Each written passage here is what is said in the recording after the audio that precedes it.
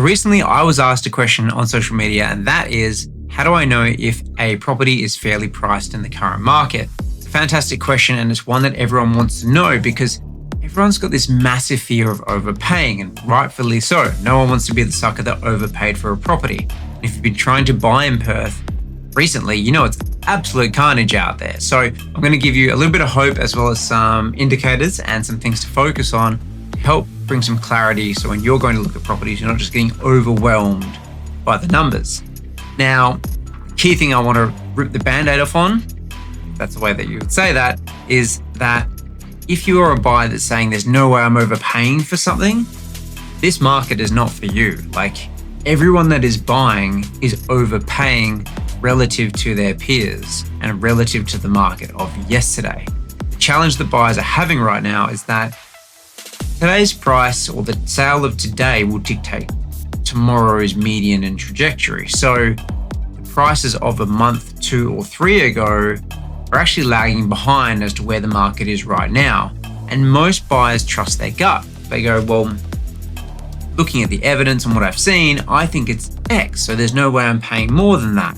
And the reality is your gut has been formed over sometimes years, but hopefully in more recently months, based on the evidence that you've seen, and you've formed this gut price around, that gut feeling around those prices.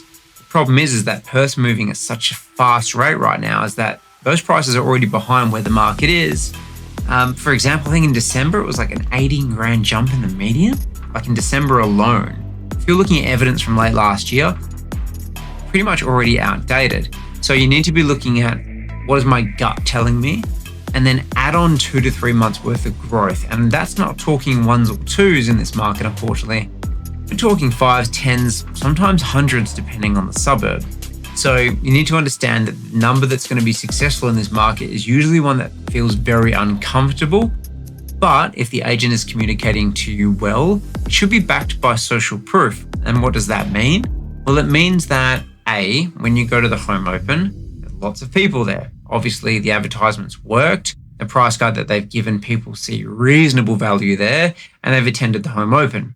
Now, from that home open, one of two things is to likely happen. A, they get a ton of offers, and therefore people seeing value in the product that they've seen, fairly priced.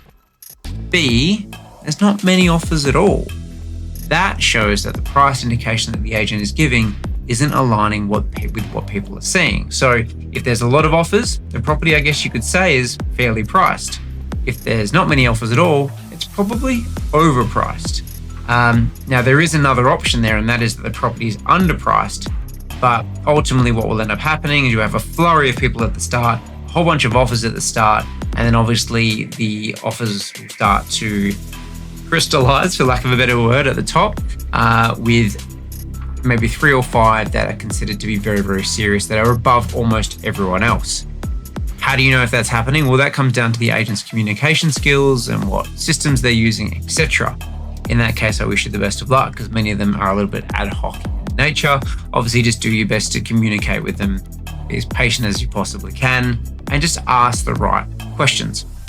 Now, the other thing I want to kind of give buyers some word, I guess you could say, clarity around? Sure, that took way too long. Some clarity around is that whilst it's important to pay attention to the numbers at the home open, if there's lots of people, there's lots of people, right? So you know that other people are seeing value and it's an attractive product. But stop caring about whether there was 100 or 200 people there, because ultimately the agents are usually only writing up the top 1 to 5 offers, usually 3, but what that means is no matter whether there was 100, 200 or 300 people there, it's always going to come down to the top 3 to 5. Key thing to work out is, are you going to be one of them? Now, we've already spoken about how to kind of work out price, trust your gut, add on a couple of months worth of growth, and then see how that's stacking up. And hopefully the agent gives you some feedback around your offer and a chance to adjust if possible. The thing I'm seeing at the moment is that buyers are willing to go to that next level, and they are willing to break out of comfort and almost that safety in regards to evidence and break new ground. And that's just the market that we're in Perth right now. And right now it's February 2026. This year is going insanely fast already. So you need to make the decision. If you're out there trying to pay a fair number, then yeah, you should probably be concerned about the masses, because the masses are doing the same thing.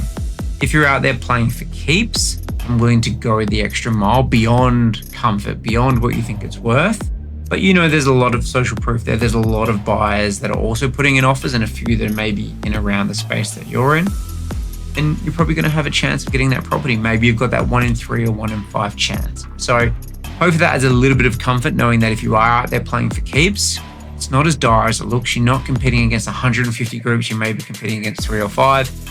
If you are just out kind of dipping your toe in the water and not willing to commit to a very strong offer, maybe take a break. Because you have to be very, very lucky to snag something for what most people would consider a reasonable price in the Perth market right now. Now, everyone, including myself, is hoping that things calm down in the near future. The reality is it looks like we've still got some runway ahead of us. So strap in. I hope that your buying journey is going as well as possible. If there's any questions that you have about the Perth property market, like my friend had there on Instagram, just chuck it in the comments down below and I will come up with another video and hopefully answer those for you. I hope those couple of tips gave you some clarity with your buying journey.